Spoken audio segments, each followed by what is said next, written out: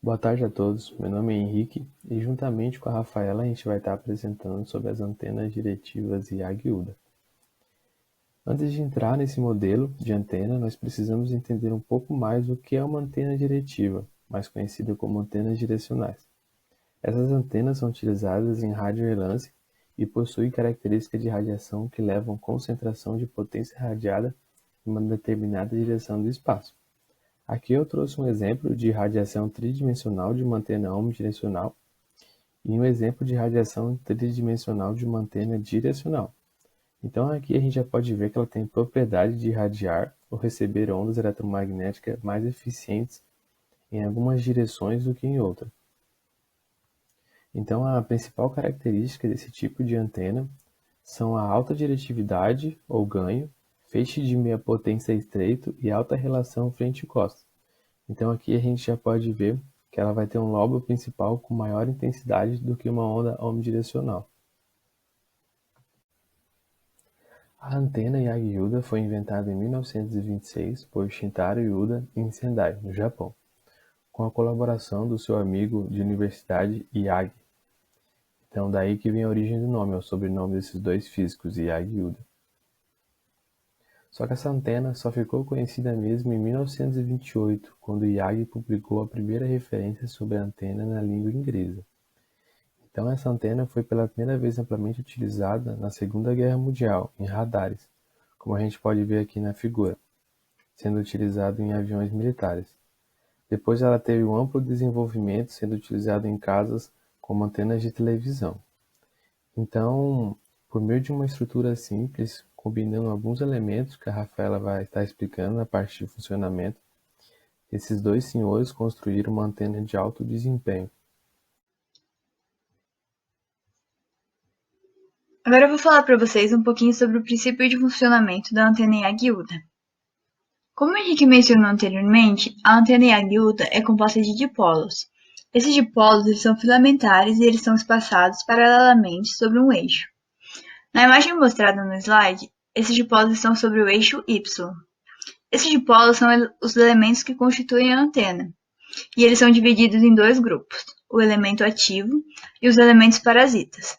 Isso se deve ao funcionamento da antena, que, por meio de correntes induzidas nos elementos parasitas, que são oriundas do elemento ativo. A antena Yagi-Uda ela trabalha nas frequências de operação HF, VHF e UHF. As características de radiação e de impedância da antena são dependentes dos comprimentos e espaçamento entre os elementos que constituem a antena. É importante que a gente saiba as características de cada elemento da antena. Primeiro eu vou falar sobre as características do elemento ativo. Esse ele pode ser denominado como elemento ressonante, elemento radiador ou elemento excitado. Geralmente ele tem um comprimento entre 0,45 até 0,49 comprimento de onda, dependendo da frequência que você vai utilizar no projeto da antena. Geralmente ele é localizado na estrutura como segundo elemento da estrutura, mas nem sempre isso é possível de ser identificado, então é mais fácil localizá-lo como o elemento conectado à linha de transmissão. Agora eu vou falar para vocês um pouquinho sobre as características dos elementos parasitas. Diferente dos elementos ativos, eles são compostos por dois tipos de elementos. Nós temos os refletores e os diretores. Os comprimentos dos diretores variam entre 0,4 e 0,45 vezes o comprimento de onda. Já para os refletores, eles são ligeiramente maiores que os elementos ativos, ou seja, eles são maiores que 0,49 vezes o comprimento de onda. Os elementos diretores eles são localizados na frente do elemento ressonante. Já o refletor ele está posicionado atrás do elemento ressonante. Agora que a gente já sabe quais elementos que constituem a antena, a gente precisa entender quais as características que cada um desses fornecem em um conjunto, para que a gente entenda as características dessa antena. Eu vou mostrar isso através da configuração mais simples da antena Yagi-Uda, que é a configuração de dois elementos. Primeiramente, vou mostrar a Yagi de dois elementos, sendo um ativo e um diretor, para que a gente entenda a importância do elemento diretor. Como eu disse, a separação entre os elementos são muito importantes. Então, a separação entre o diretor e o elemento ressonante geralmente é entre 0,3 e 0,4 vezes o comprimento de onda. Como o elemento diretor ele é menor que o elemento ressonante, isso faz com que a antena tenha um canal de onda, e assim ela vai concentrar a potência numa determinada direção do espaço. O arranjo eletromagnético, como eu mencionei, o princípio de funcionamento da antena ela é através da distribuição de correntes induzidas dos elementos parasitas. Isso devido ao campo oriundo do elemento excitado. O elemento do diretor, que foi induzido uma corrente, ele vai produzir os seus próprios campos magnéticos, que vão se superpor aos campos eletromagnéticos do elemento ressonante, formando o campo elétrico total do conjunto da antena. Já a corrente induzida no diretor, ela tem uma fase adiantada em relação à força eletromagnética induzida. E a impedância de um diretor ela é capacitiva.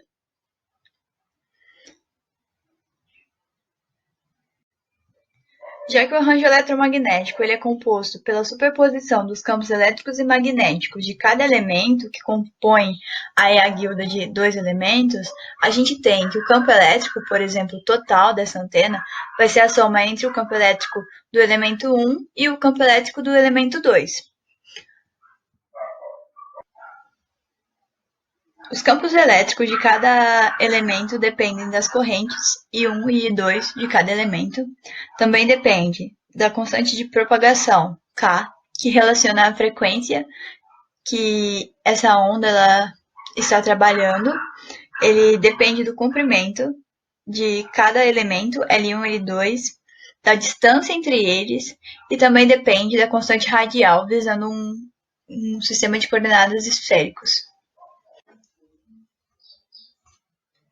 Agora que eu expliquei como os campos superpostos se comportam e as suas respectivas fórmulas, a gente pode observar no slide o comportamento das ondas de corrente de cada elemento que compõe a antena e a guilda de dois elementos. No GIF apresentado, a gente tem a onda de corrente do diretor em azul e a onda do elemento ressonante em vermelho. A onda emitida em verde é a forma total de onda que a antena IAG de dois elementos transmite. No diagrama mostrado, a gente pode observar que essa configuração ela apresenta um lóbulo principal e um lóbulo posterior. E com isso, a gente tem a primeira característica da antena IAG muito importante. Essa antena ela apresenta uma boa relação frente-costas. Agora, utilizando a mesma configuração, a IAG UDA de dois elementos, só que dessa vez essa vai ser constituída por um elemento ressonante e um elemento refletor, para que a gente entenda a importância do refletor na estrutura da antena. A separação característica entre esses elementos, o refletor e o elemento ressonante, geralmente é de 0,25 vezes o comprimento de onda. O arranjo eletromagnético ele vai funcionar da mesma forma que anteriormente. O refletor ele vai possuir uma corrente induzida oriunda do elemento ressonante. Porém, agora, a corrente no refletor ela tem fase atrasada em relação à força eletromagnética induzida. E a impedância do refletor ela é capacitiva. Como dito, o refletor ele é ligeiramente maior que o elemento ressonante. E esse aumento ele vai proporcionar uma reflexão de forma mais eficaz para a antena. As equações de campos elétricos que eu mostrei para o outro modelo constituído de um diretor e um elemento ressonante, elas são válidas para esse modelo. A gente só vai ter que se atentar com os comprimentos dos elementos, as correntes circuladas nele e a separação, que essa é ligeiramente menor que a anterior. Depois de mostrar as características que o refletor e o diretor eles dão para a antena, eu queria mostrar, através de um desenho a diferença entre o diagrama de radiação de uma antena de dois elementos, sendo um refletor e o elemento ressonante, e uma sendo o diretor e o elemento ressonante. Utilizando o programa Sketchbook, eu vou mostrar para vocês como se comporta cada diagrama de radiação devido às configurações da antena. O diagrama de radiação de um elemento ressonante, ele se comporta de forma toroidal, e ele vai ser mais ou menos dessa forma. Como a gente viu no GIF mostrado no slide, o diagrama de um elemento diretor e um elemento ressonante, ele se comporta tendo um lóbulo principal e um lóbulo posterior. Já o diagrama de radiação de um elemento refletor e um elemento ressonante, ele vai ter um lóbulo principal, só que o lóbulo posterior ele não vai existir, só vamos ter lóbulos laterais, de forma que esse fique mais ou menos com essa característica. Um dos parâmetros mais importantes da antena é a impedância de entrada de uma antena. A impedância de entrada de uma antena IAG de dois elementos é obtida através das impedâncias próprias e mútuas de cada dipolo que constitui essa antena. Então, a impedância de entrada vai ser a impedância do dipolo 1 própria, menos a impedância do dipolo 2 em relação ao dipolo 1, sobre a impedância do dipolo 2 própria, vezes a impedância do dipolo 1 em relação ao dipolo 2, sendo o dipolo 1 o elemento ressonante e o dipolo 2 o elemento refletor. Já que vimos a importância de cada elemento da antena, agora a gente pode ver as características da antena IAG-UDA constituída de três elementos.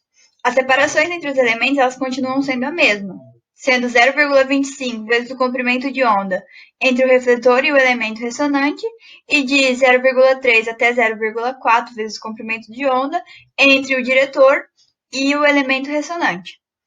Agora, nessa configuração, a gente vai ter uma redução do lóbulo posterior e o aparecimento dos lóbulos secundários, tendo assim a união entre os diagramas de cada configuração da antena IAG-UDA de dois elementos que eu mostrei anteriormente no desenho. Devido ao fato que esses parâmetros eles podem ser alterados visando uma determinada aplicação, a gente pode só mexer nas características entre o espaçamento ou o raio dos elementos que constituem a antena, a gente pode moldar as características da antena que a gente deseja. E essas características que são usualmente de interesse para as diversas aplicações da antena é o ganho para frente e para trás, a relação frente e costas, a impedância de entrada, a largura de banda e a magnitude dos lóbulos secundários. Assim como na IAG de dois elementos, para a IAG de três elementos, a gente tem os campos magnéticos e elétricos totais, são as somas dos campos elétricos e magnéticos parciais. Dessa forma, a gente tem que o campo elétrico total é a soma entre o campo elétrico do elemento refletor, do elemento excitado e do elemento diretor. O campo elétrico de cada elemento ele é semelhante ao mostrado anterior. A única diferença mais visível é que o campo elétrico do elemento excitado não depende da distância entre os outros elementos. No diagrama de radiação mostrado no slide para uma antena de IAG de três elementos, a gente consegue ver uma das características mais visadas da antena, que é a baixa magnitude dos lóbulos secundários. Lembrando dos desenhos que eu fiz anteriormente, dos diagramas de radiação, das duas combinações para uma IAG de dois elementos, a gente vê que os lóbulos secundários de uma IAG de três elementos é a combinação dos anteriores.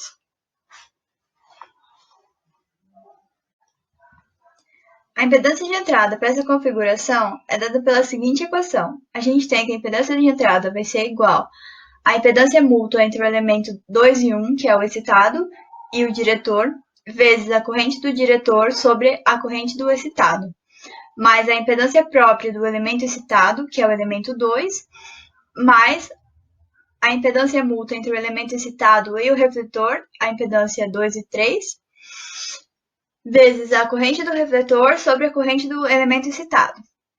E também a impedância pode ser calculada através da tensão de entrada na antena sobre a corrente do elemento excitado. É muito comum que no nosso cotidiano nós vejamos uma antena IAG com mais de 3 elementos. Nessas antenas, a gente aumenta a quantidade dos diretores. Esse conjunto de diretores, ou também como ele pode ser chamado de fila de diretores, eles formam um canal de onda, dando a característica de diretividade à antena. Esse conjunto ele é conhecido como conjunto end-fire. As correntes desse conjunto de diretores elas têm magnitude aproximadamente iguais e defasagem progressiva e uniforme. Aumentando o número de diretores, a gente tem um aumento do ganho da antena. Porém, a gente tem que ressaltar que há limitações físicas. Uma antena de tamanho muito grande, ela não é viável para ser colocada em alguns lugares. Quando a gente tem uma antena com um grande número de diretores, a gente possui uma redução progressiva na magnitude das correntes dos diretores mais externos, ou seja, os diretores mais externos eles quase não possuem corrente, então a gente está aumentando o peso e o tamanho dessa antena para não ter nenhum ganho significativo no conjunto da antena. Tipicamente, a gente tem de 6 a 12 diretores numa antena IAG-UDA. Numericamente e experimentalmente, os pesquisadores viram que a quantidade de refletores, de forma sequencial, não alterava significativamente nenhuma das características que eu mencionei que essa antena possui. Mas eu vou mostrar nos slides posteriores que, alterando a geometria desses refletores, a gente pode alterar algumas características da antena. Os desempenhos do conjunto IAG-UDA eles podem ser considerados em 3 partes. Primeiro, a configuração refletor e alimentador. Foi observado que o espaçamento e o comprimento do refletor ele tem efeitos desprezíveis no ganho frontal e grandes efeitos no ganho para trás e a relação frente-costas e grandes efeitos também na impedância de entrada. Esses parâmetros que eu mencionei eles podem ser usados para controlar e otimizar outras características da antena sem afetar o ganho significativamente. Outro ponto a ser considerado é o alimentador. O comprimento e o raio do alimentador ele tem pequeno efeito no ganho frontal, mas ele possui um grande efeito no ganho para trás e na impedância de entrada da antena. A geometria desse geralmente ela é escolhida para controlar a impedância de entrada da antena. A última consideração do desempenho da antena é a fila de diretores. O comprimento e espaçamento dos diretores ele tem grande efeito no ganho frontal da antena, no ganho para trás e na impedância de entrada. Então, os diretores eles são considerados os elementos mais críticos do conjunto IAG-UDA. Essas antenas elas são muito comuns na prática, porque elas são leves e elas são de construção simples. E como eu mencionei, a gente pode alterar alguns parâmetros para melhora de uns. Mas a gente tem que saber que melhorando alguns parâmetros, a gente pode perder em outros. Até agora, eu mostrei a configuração mais simples da antena IAG para vocês, que é aquela composta de dipolos filamentares sobre um determinado eixo. A gente tem algumas variações dessa antena na sua composição para que possa melhorar as características. Por exemplo, a antena IAG com elementos refletores tipo jacaré, ela aumenta o ganho da antena, assim como sua diretividade, ela melhora o casamento das impedâncias e deixa a largura de banda mais ampla.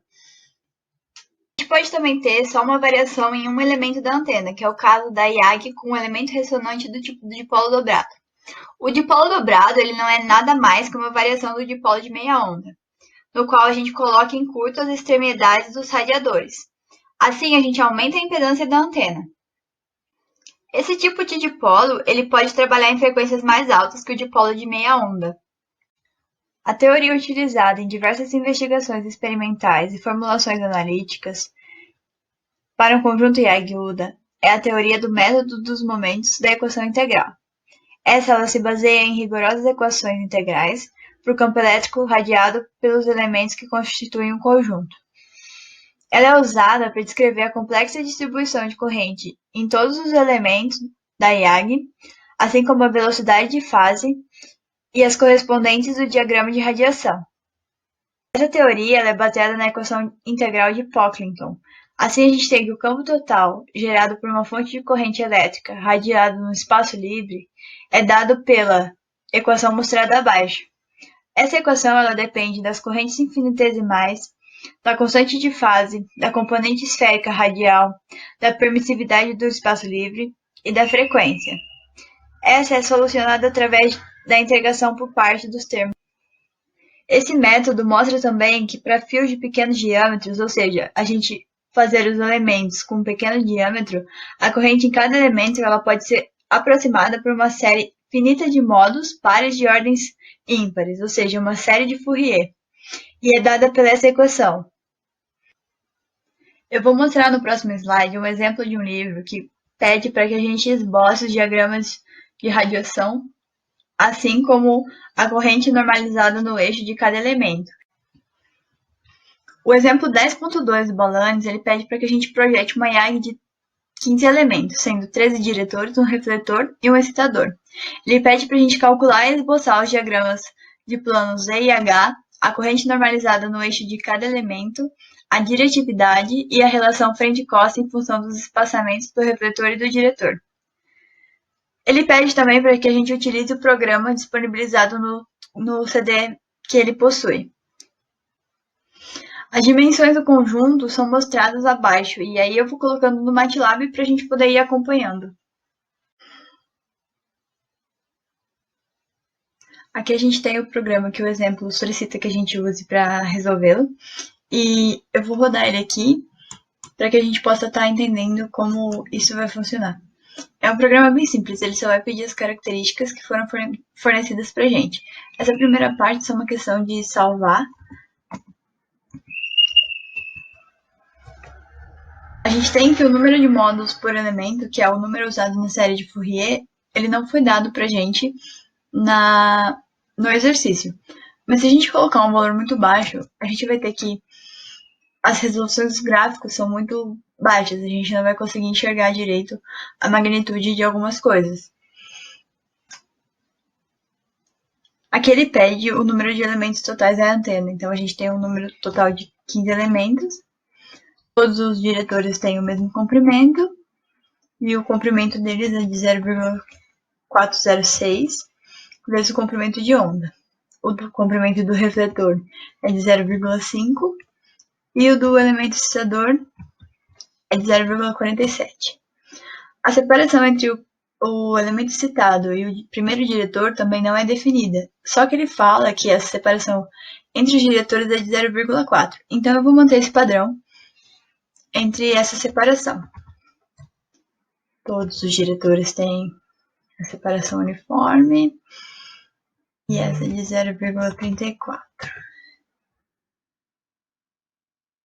Aí temos que a separação entre o refletor e o elemento excitado é de 0,25 e os raios de cada elemento é de 0,003. Ele vai plotar os gráficos para a gente. Aqui a gente tem o diagrama de amplitude dos planos E e H. Nesse gráfico a gente pode ver que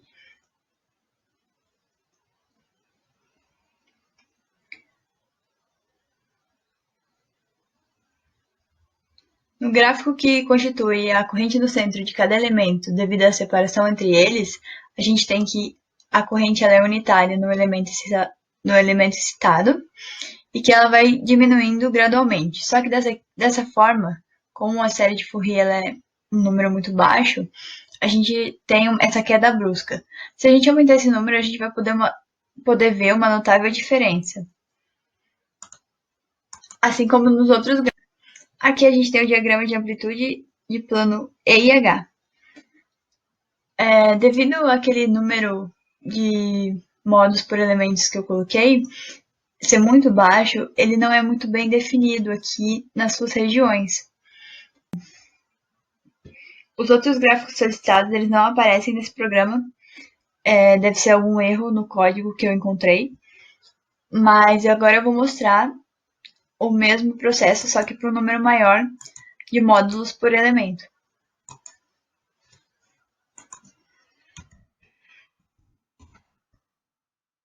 Eu vou utilizar o número 15 aqui para que a gente possa ver uma grande diferença.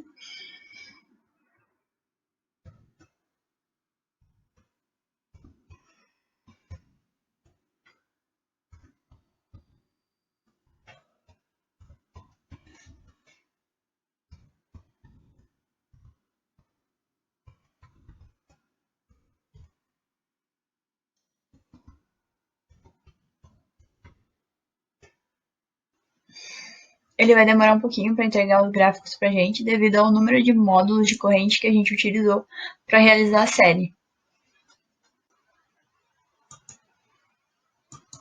Utilizando o número de módulos de corrente de 15, a gente tem os gráficos bem mais definidos. Esse gráfico eu não tinha mostrado anteriormente. Ele é só planar, a única diferença. Agora a gente já pode ver que a magnitude da corrente ela não vai diminuir tão bruscamente assim como estava mostrado anteriormente. Ela vai decrescendo de forma lenta e ela se mantém a partir do elemento 3, mais ou menos. Ela não tem tanta variação. Nesse diagrama a gente também tem uma melhor resolução para poder enxergar a diretividade e a relação frente-costa da antena. O livro traz que as larguras de feixe do plano E ele tem um θ de 26,98 graus e para o plano H é um θ de 27,96 graus. E a diretividade dessa antena ela ficou em 14,64 dB. Nos diagramas das antenas comerciais a gente vai poder ver diagramas muito parecidos com esse. O que vai alterar de um para outro é a diretividade, as questões de ganho, de largura de feixe, conforme as características do projeto.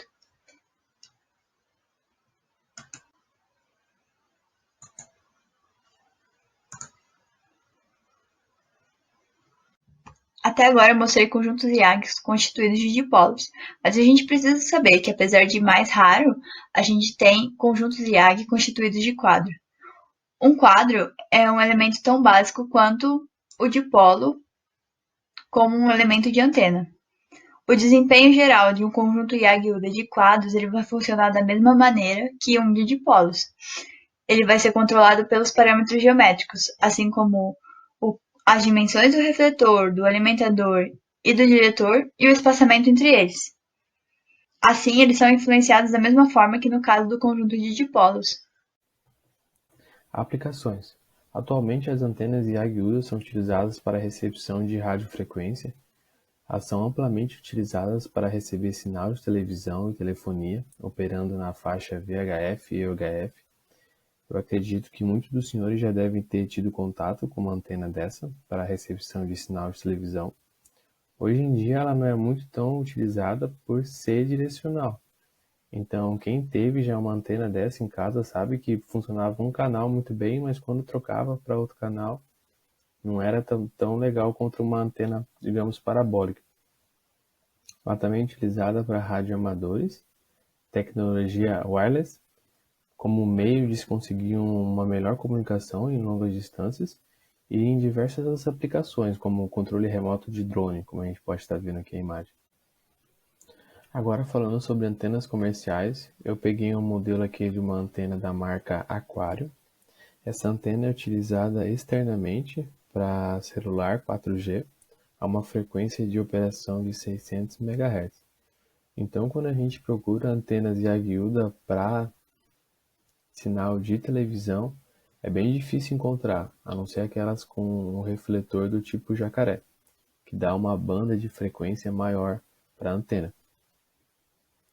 Mas quando se trata de antenas para celular, a gente encontra bastante modelos de IAG-UDA, até porque elas são utilizadas, como por exemplo, em áreas rurais, onde é necessário antenas com ganho diretivos bem elevado para estar conseguindo se conectar a um ponto mais distante.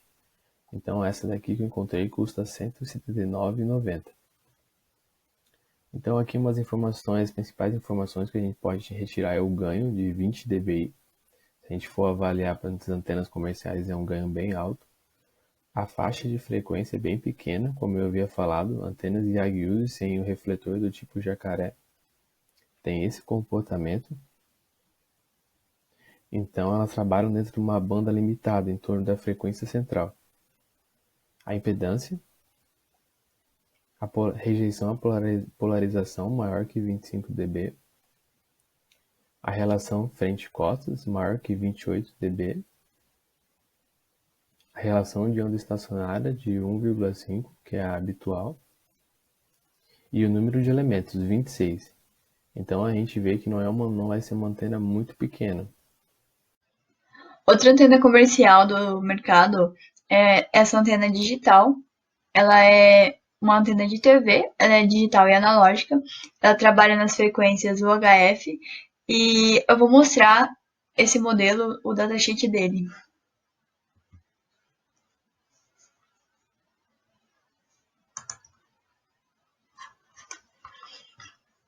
Aqui eu tenho o datasheet desse modelo. Esse modelo é o Pro HD 1118. Ele trabalha, como eu disse, ele é de TV e ele trabalha nos canais 14 até o 69.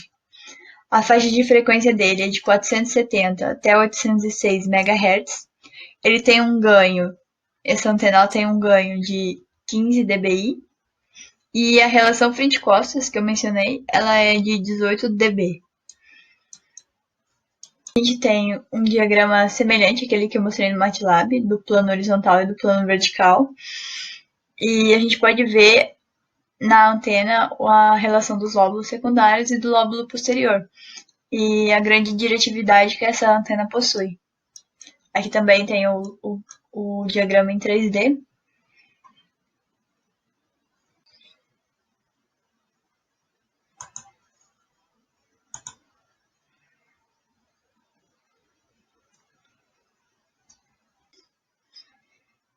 Agora o Henrique vai mostrar o projeto de uma antena YAG para vocês.